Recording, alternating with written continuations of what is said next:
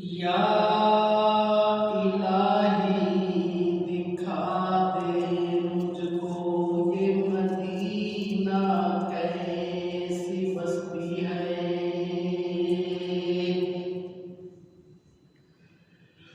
या इलाही दिखा दे मुझको ये मदीना कैसी बस्ती है।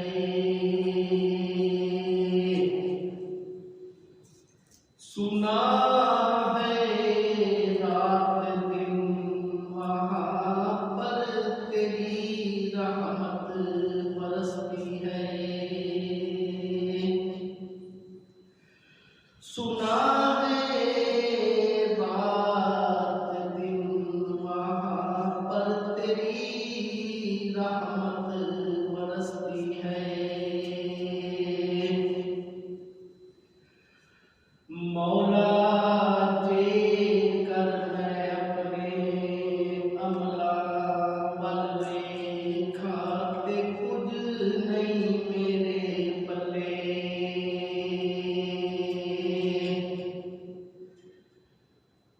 ते मौला कर मैं तेरी रहमत बल में खाते बल्ले बल्ले।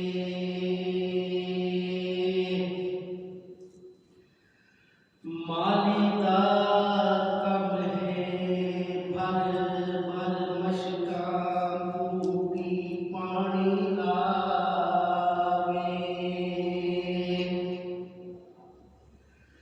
मालिदा कब है भर भर मशका बूटी पानी लावे। ते अगू मर्जी खालिक दी फल लावे या ना लावे।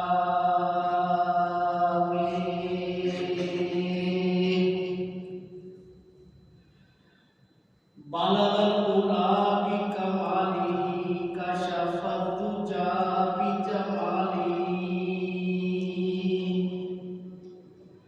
हसनत जमी ओ खिसाली सल्लु अलैहि व आलिही।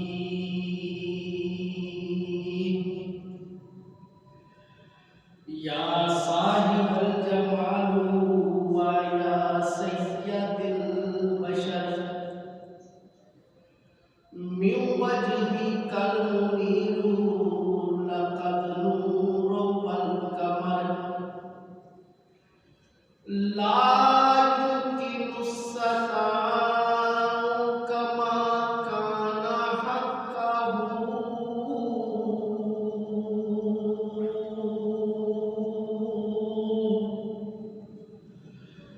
बाद अज़ खुदा बुज़ुर्ग तुई किस्सा मुख्तसर।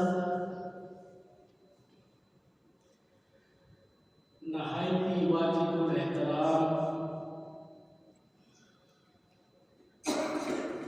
बुजुर्गों, दोस्तों और भाइयों,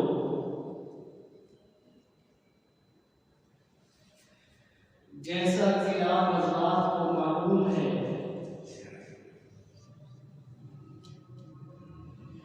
कि ये महीना रजब मुरज्जब शरीफ का महीना है और इस महीने की आज 7 तारीख है।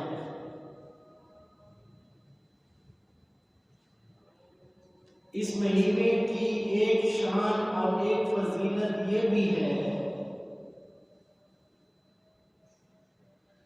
कि इस महीने के बारे में अल्लाह के महबूब अलैहिस्सलातु वस्सलाम ने इरशाद फरमाया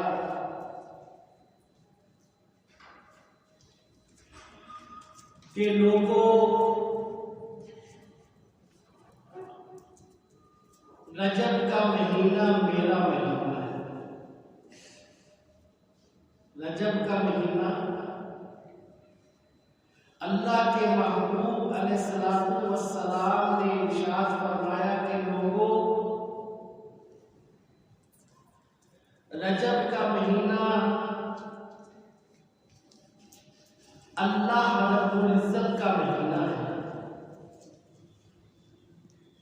इस महीने की निस्बत अल्लाह रब्बुल इज्जत से मंसूब हो जाती है और इस महीने के अंदर लोग ज़कात भी निकालते हैं। इस महीने को ज़कात का महीना भी कहा जाता है और इस महीने की 27वीं शब को अल्लाह रब्बुल इज्जत ने अपने महबूब को अर्शों पर बुलाकर अपने दीदार से भी नवाजा है। बताने का मकसद ये है कि इस्लाम के अंदर इस महीने का बड़ा मर्तबा है, बड़ी फजीलत है, बड़ा मकाम है।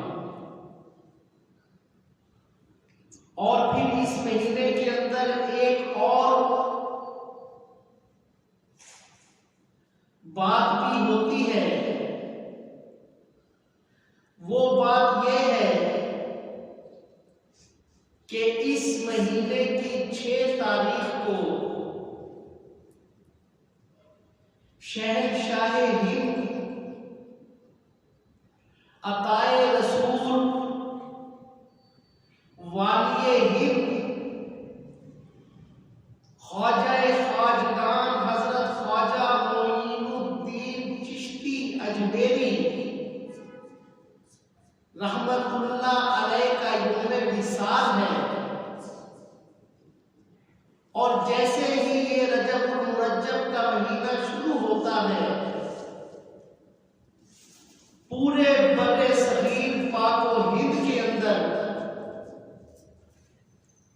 हजरत ख्वाजा मोइनुद्दीन अजमेरी रहमतुल्लाह अलैह की उर्स की तकरीबात का इनेकाद शुरू हो जाता है। लोग वालिए हिंद ख्वाजा खाजगान ख्वाजा गरीब नवाज हजरत मोइनुद्दीन चिश्ती अजमेरी रहमतुल्लाह अलैह की रूह को इसाले सवाब के लिए नज़्रो नियाज का एहतमाम करते हैं, फातिहा का एहतमाम करते हैं।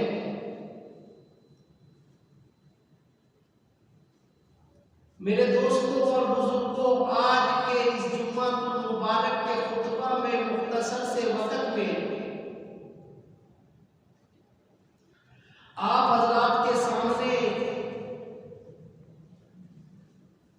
हजरत ख्वाजा मोइनुद्दीन अजमेरी रहमतुल्लाह अलैह की जिंदगी के चंद वाक़ियात रखने का शर्फ हासिल करूंगा। अल्लाह तबारक व तआला से दुआ है कि अल्लाह तबारक व तआला मुझे हक बयान करने,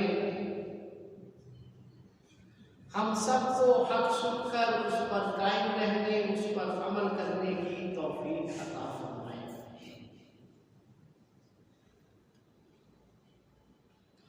मेरे दोस्तों और बुजुर्गों, हजरत ख्वाजा मोइनुद्दीन अजमेरी रहमतुल्लाह अलैह किसी तारुफ के मोहताज नहीं। आपकी पैदाइश संजर के एक छोटे से गांव, एक छोटे से कस्बा में हुई, जो कि ईरान और अफगानिस्तान की सरहद पर वाक़ई था। आपका नामे नामी, इसमें गिरामी अब्दुल्ला था। मोइनुद्दीन आपका लक़ब था। मोइनुद्दीन के मानी है दीन को जिंदा करने वाला।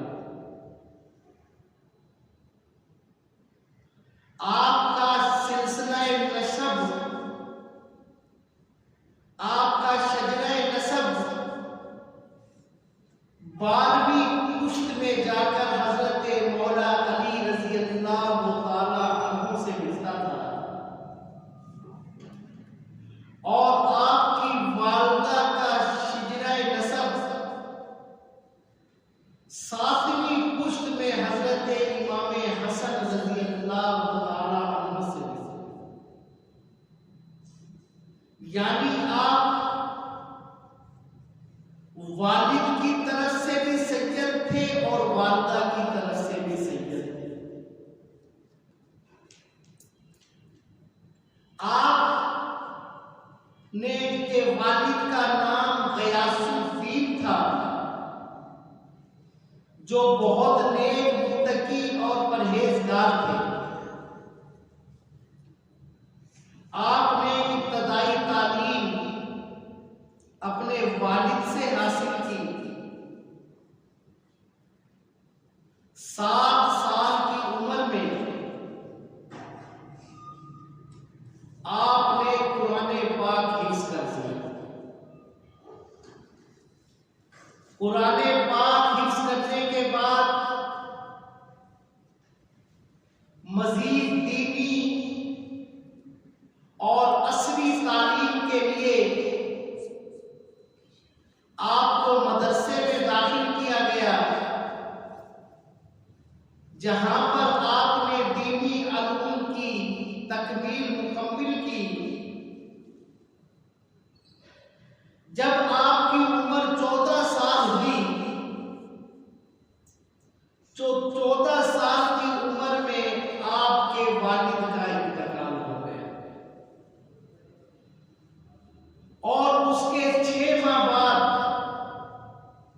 आपकी वालिदा का भी इंतकाल हो जाता है। यहां पर एक चीज बताता चलूं कि ये जो अल्लाह के नेक बंदे होते हैं, अल्लाह के प्यारे बंदे होते हैं, इनके वालिदैन का इंतकाल बचपन में ही हो जाता है, क्योंकि अल्लाह ताला इन लोगों से इम्तिहान लेता है और इनको बड़े इम्तिहानात से, बड़ी मुशक्कत से गुजारता है। इसलिए ऐसे लोगों को वालिदैन का इंतकाल बचपन में ही हो जाता है। यानी 14-15 साल की उम्र में आपके वालिदैन दुनिया से पर्दा फरमा चुके थे। विरासत के अंदर आपको एक बाग मिला, आप दिन रात उस बाग की निगरानी करते और उसी बाग के एक कोने में मुसल्ला बिछाकर अल्लाह का जिक्र किया करते।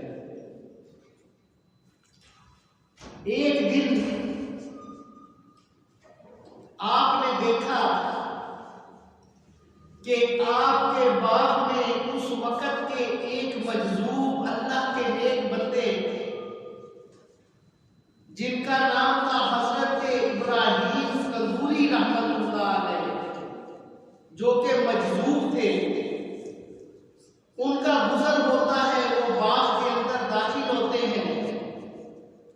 आप जब उस मजलूम नेक बंदे को देखते हैं, आगे बढ़कर उनका इस्तकबाल करते हैं, बड़े अदब से उनको बाग के एक साफ जगह पर, ऊंची जगह पर बिठाते हैं और अपने बाग के ताजा अंगूरों का एक गुच्छा, एक गोशा तोड़कर उनकी खिदमत में पेश करते हैं, उनको खिलाते हैं, ठंडे पानी का प्याला पिलाते हैं।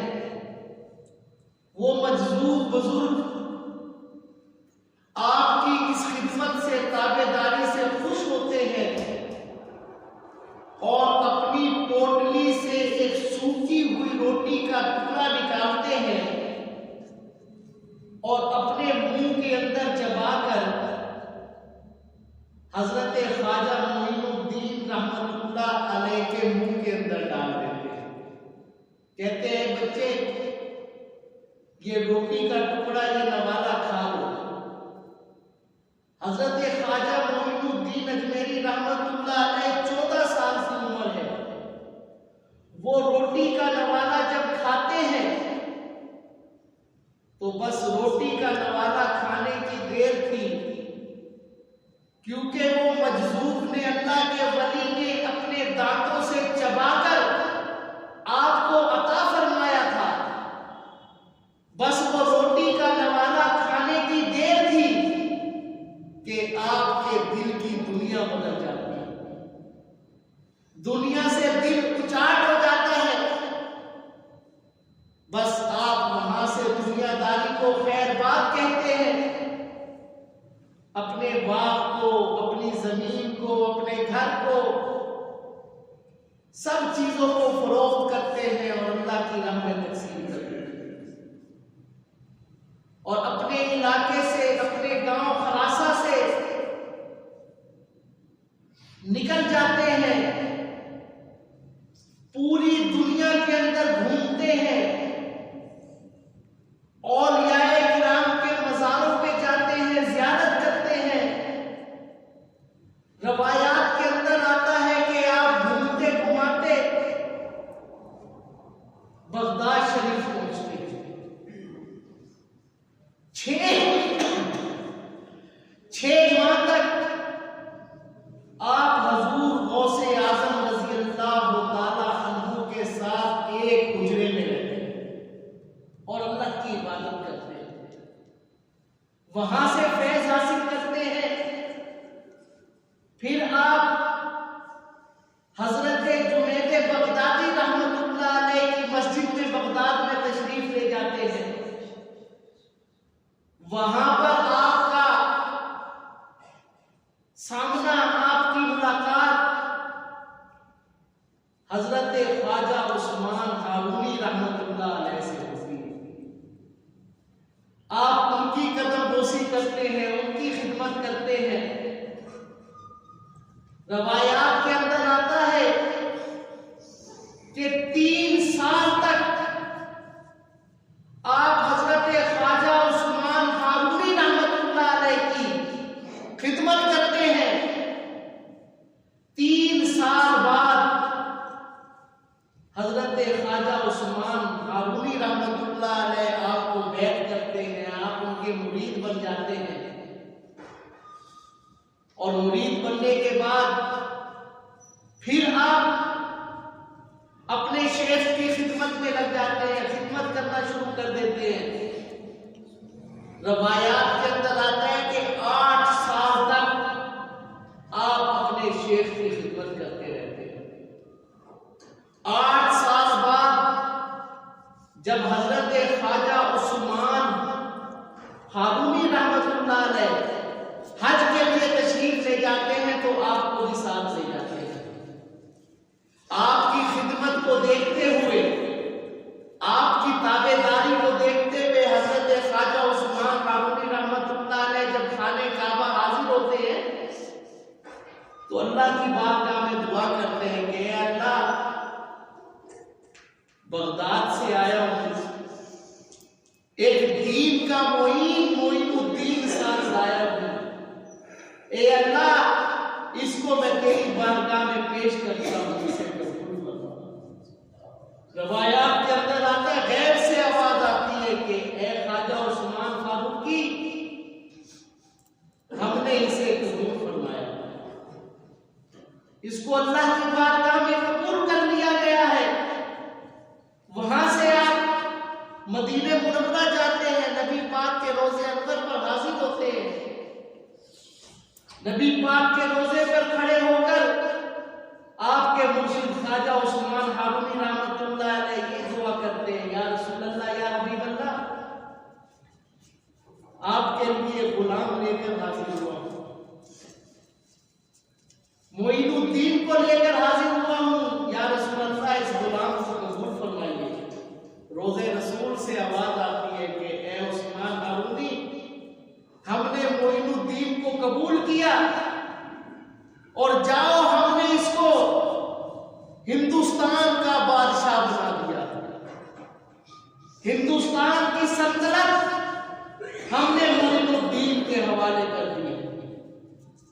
तो आपको जो ये लक़ब मिला वालिए हिंद का, हजरत ख्वाजा मोइनुद्दीन चिश्ती अजमेरी को, ये बारगाह मुस्तफा सल्लल्लाहु अलैहि वसल्लम से नबी पाक ने खुद फरमाया कि ऐ मोइनुद्दीन अजमेरी जाओ, हमने तुम्हें हिंदुस्तान की सल्तनत अता फरमाई, जाओ हिंदुस्तान जाकर हमारे दीन की तबलीग करो। नबी पाक के हुक्म के मुताबिक हजरत ख्वाजा मोइनुद्दीन अजमेरी रहमतुल्लाह अलैह हज करने के बाद बगदाद तशरीफ लाते हैं। बगदाद आने के बाद हिंदुस्तान की तरफ रवाना होते हैं। जब हिंदुस्तान की तरफ रवाना होते हैं तो अफगानिस्तान के रास्ते लाहौर में आते हैं और 6 माह तक हजरत दाता अली हजवेरी रहमतुल्लाह अलैह के मज़ार अक़दस पर हाजिरी देते हैं, वहां रहते हैं, फैज़ो बरक़ात हासिल करते हैं। 6 माह तक हजरत ख्वाजा मोइनुद्दीन अजमेरी रहमतुल्लाह अलैह ने लाहौर के अंदर दाता अली अजमेरी के मज़ार पर जो फैज़ो बरक़ात हासिल की, जो कमानात हासिल किए, जो इस्लाम के जो असूलों की अशात वहां से हासिल की, जब 6 माह बाद लाहौर से अजमेर की तरफ जाने लगे तो बेसाख्ता जब ख्वाजा साहब, जब दाता अली अजमेरी रहमतुल्लाह अलैह के मज़ार से निकले तो बेसाख्ता आपकी जुबान पर ये अल्फाज जारी थे, गंजे बख्शिश फैज़ आलम मजहरे नूरे खुदा ना कसारा पीरों का मिला ना। आपने ये शेर फरमाए और ये शेर आज भी दाता अली अजमेरी के दरबार पर लिखे। ये ख्वाजा मोइनुद्दीन अजमेरी रहमतुल्लाह अलैह, आप लाहौर से निकले,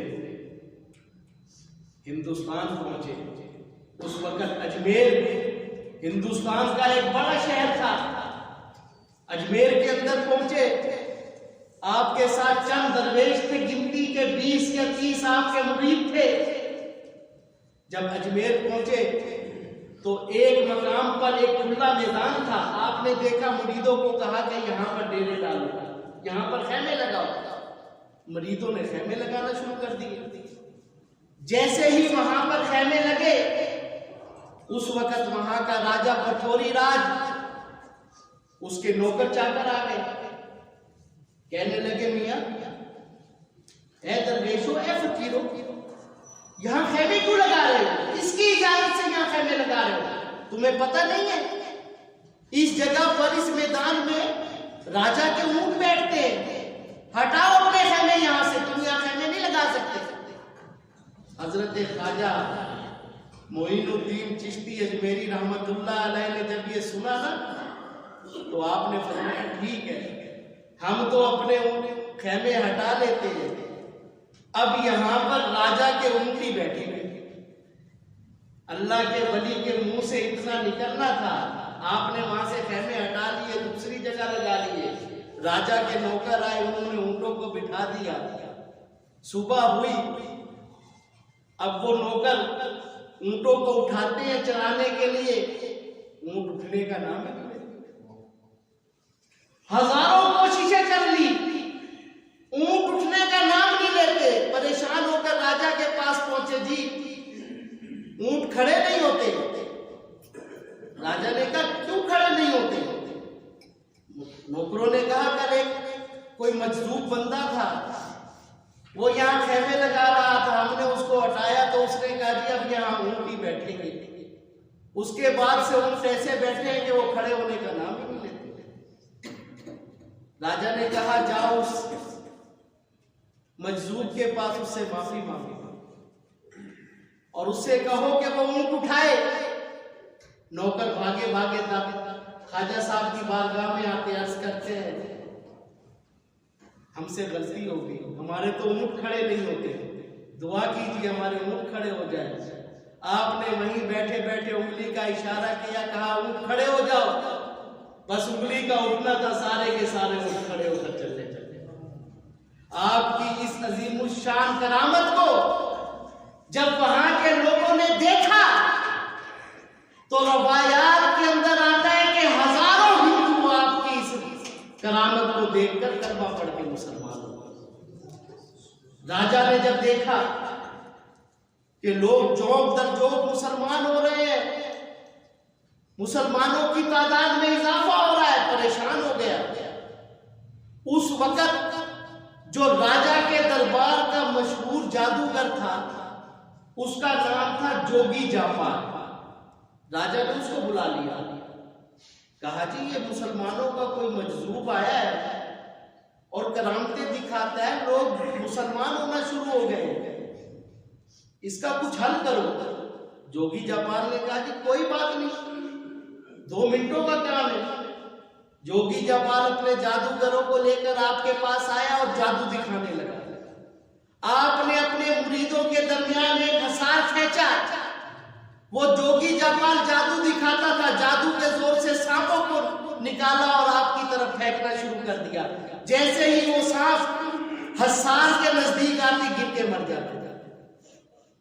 जोगी ने आग उगलना शुरू की, उसके जादूगरों ने आग के गोले आपके मुरीदों की तरफ आते, लेकिन जैसे ही आपके हसार के नजदीक आते आग खत्म हो जाती। जब उस जोगी से कुछ ना हुआ तो उसने क्या किया कि हवा के बल पे उड़ना शुरू कर दिया, आसमानों में उड़ने लगा और अपने मुंह से आग निकालकर जमीन पर फेंकने लगा। आपने उस जोगी को देखा और मुस्कुराए। मुस्कुराते हुए आपने अपने पांव की चप्पल निकाली और चप्पल को ऐसे हवा में उछाला। चप्पल का उछलना था और चप्पल इस तरह उड़ती हुई आसमानों में गई जैसे जहाज जाता है, जैसे परिंदा जाता है, और सीधी जाकर जोगी जापाल के सर पे बरसना शुरू हुई। और इतनी सर पे बरसी, इतनी सर पे बरसी, यहां तक कि वो जोगी जापाल नीचे आता है, आपके कदमों में गिर के आपसे माफी मांगता है और मुसलमान हो जाता है। उसके सारे जादूगर आपके कदमों में गिर के मुसलमान होते हैं और ऐसे मुसलमान होते हैं, ऐसे मुसलमान होते हैं कि फिर वो आपकी निगाह से वक्त के वली बनते हैं, आपके खलीफा बनते हैं।